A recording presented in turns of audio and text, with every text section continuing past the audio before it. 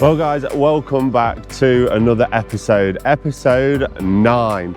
So we have been going through the Pleasure Beach over the winter period, and it is starting to come to that part where everything is coming back together, and we're going to be putting every single ride in this part back together, checking it over, putting all those vital parts back together now they've been checked, and open for you guys back in the middle of March. Let's go and have another look this week, see how far we've got and what we've got up against us, the timings, the rides, awaiting parts.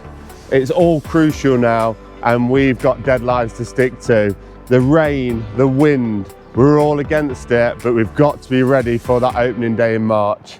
Let's go and take a look at what the park looks like right now.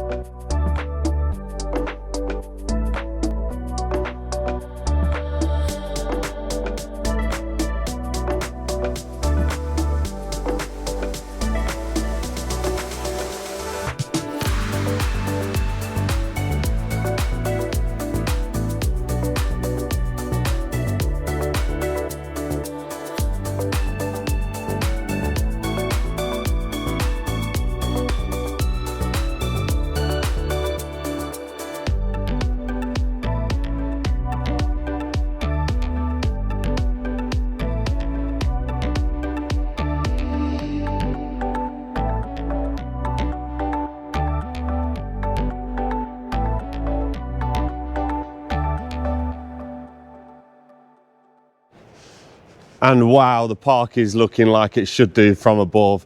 Every bit of piece to this jigsaw now is starting to come together, and before you know it, middle of March, them gates will be back open. We're going to go straight on to the twister. You can see there's a couple of panels missing. This is where a speaker goes just here, so there's just a couple of bits to do on there. We did that repair work, as I said, up there. We'll get a closer shot of that just now. And we've just got to put that checker plate back on it. We've put all the surrounding fences on it. All the lights are back up. We've still got to put those on the centerpiece back on there so it's ready. But as you can see, there's a really good go at that, and it does look like it is nearly there. Just yesterday, you would have seen that I put a TikTok on the Skegness Pleasure Beach page about the yo-yos and the Dumbos. Like I say, you will see it first on the Pleasure Beach before you see it here. So make sure you're following them as well. And I'll go into more depths on here. So if I just turn the camera around, you can see that the yo-yo swings are swinging.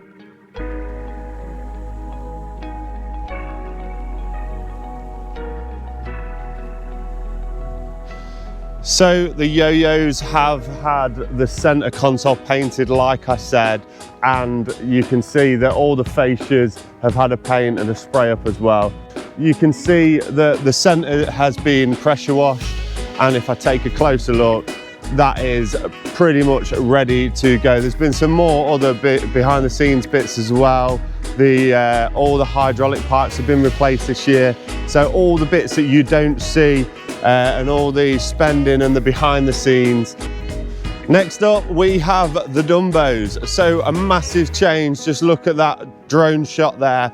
You can see that it pretty much looks like it's ready from above. There is a few more bits there as well. I'll just turn the camera around and you can see there. So we've got some of the top lights still to go on. There's still some gaps in the steps where the bottom lights will go, and there's a bit more to do on the lights in the center.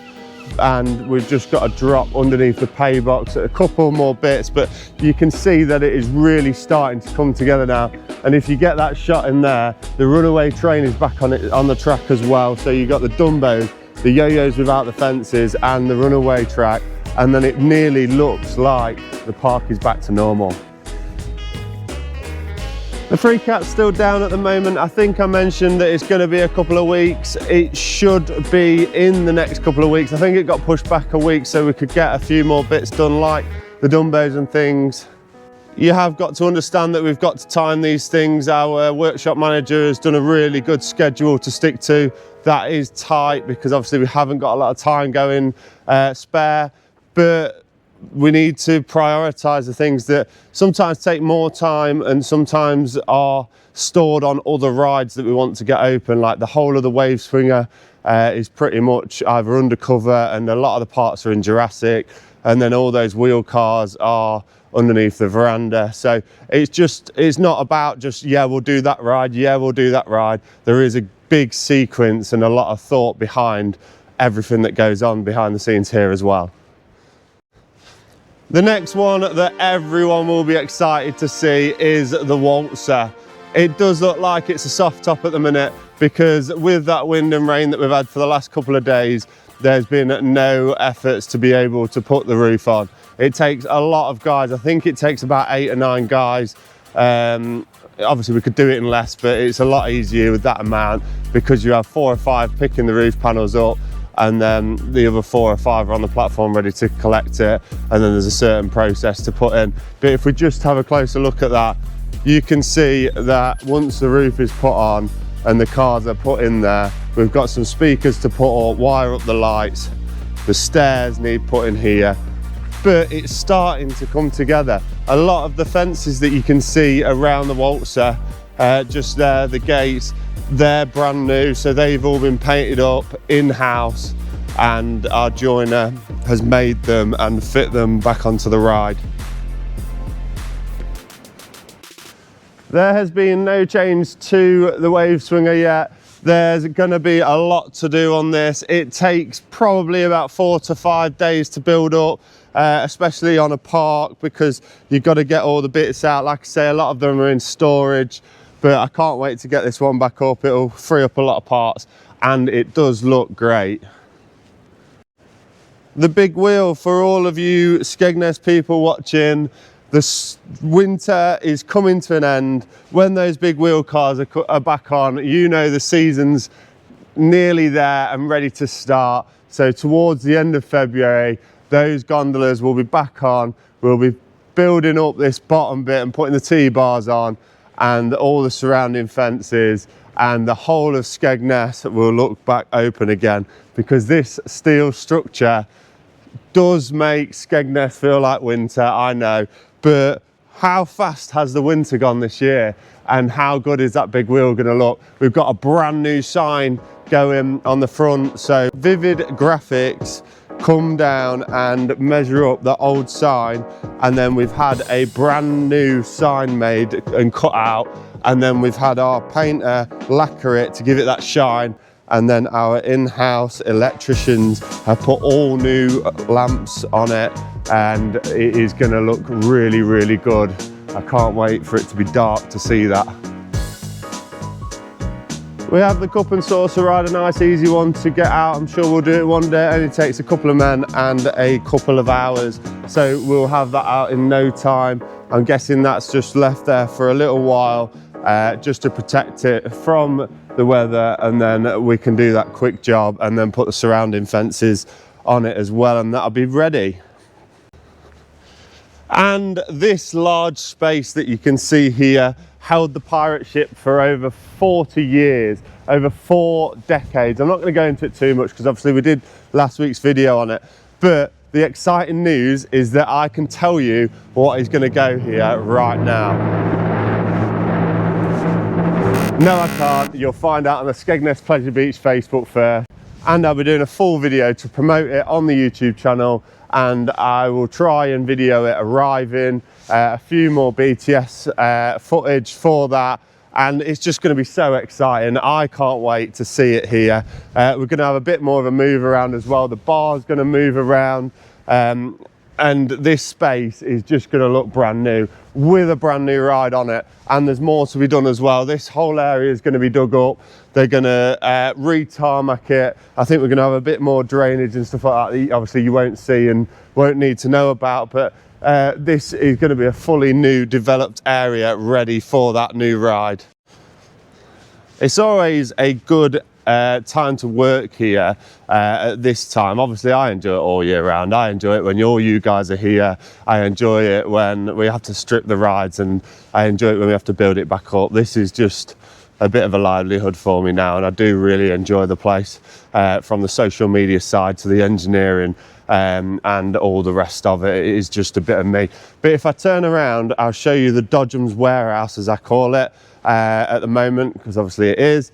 And we'll just have a look. It's getting empty because obviously all the stuff that's coming out, if you've been here from episode 1, you'll have seen that all the Dumbo cars went in here, all the Dumbo lights and various other things that are in here have started to come out now, because obviously the park is becoming back that fun fair, bright, colourful park that we all know and we all visit throughout the season when it's open. So if I just turn the camera around, just look at the difference there. You can see all of those gaps. You've still got the Formula 1 track there. You've still got the fascias for the Twister that we spoke about, and the fascias for the Waltzer and various other few things. Obviously the Dodgem cars are still there because they're going to remain on the track because it is the Dodgem track, but it's starting to become empty, and then we'll take this wooden surround out and it will become the Dodgem track again for 2026. And you can see all of the gondolas are still there. These two cars specifically were the ones that were stripped, so they've been built back up now and ready to go on.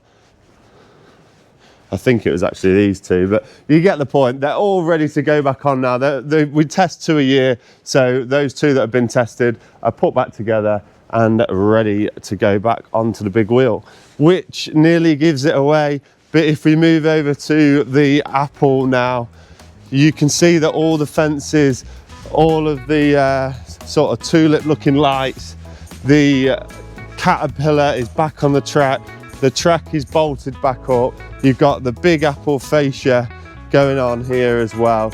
And there is a lot back on there. I think it is actually ready to go. There might be a few other bits. I know there's a little bit of welding to do on a couple of the fences, but just look at how ready that looks. It is exciting. It is getting ready for that opening again, and it is how you guys remember the park. All of the Queen Bee cars are about ready now. There's 2 there. There's another 2 there.